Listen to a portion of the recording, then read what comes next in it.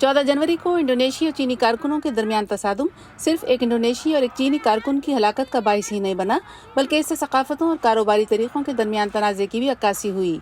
चीनी मजदूरों की एक निगरान तंजीम चाइना लेबर वाच के एग्जीक्यूटिव डायरेक्टर ली शियांग इंडोनेशिया में निकल पिघलाने की एक चीनी फैक्ट्री के 200 से ज़्यादा कारकुनों से खतो किताबत करते रहे हैं। इंडोनेशिया में सरमायाकारी करने वाली चीनी कंपनी का मकसद वहाँ पैसा कमाना है। वो अपने साथ इंडोनेशिया में अच्छे कारोबारी तरीके नहीं लाई।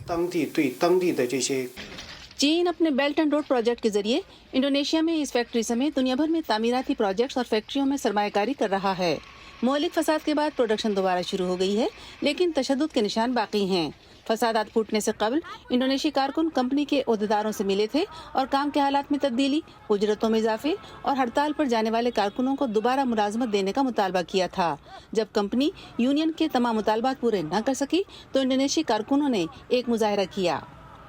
चीन की यूनिवर्सिटी ऑफ नॉटिंघम के एक चीनी माहिर होंग जिलाई कहते हैं कि कारोबार के चीनी मॉडल इंडोनेशिया के अलावा दूसरे मुल्कों में भी मौजूद हैं। इन चीनी प्लांट्स में से कुछ में मकामी कारकुनों को मुलाजिम रखा जाता है, तो गालिबन सिर्फ जुनूब मशरक़ी एशिया ही में नहीं बल्कि अफ्रीका में भी मकामी कारकुन मुमकिन तौर पर उस तनख्वाह में काम नहीं करना चाहते जो इतने तवील औकात के लिए दी जाती है। होंग जिलाई कहते हैं कि चीनी कारकुनों को भी काम पर रखा जाता है जो उनके मुताबिक एक ऐसा मॉडल है जो चीनी कारकुनों का भी इस्तेसाल करता है।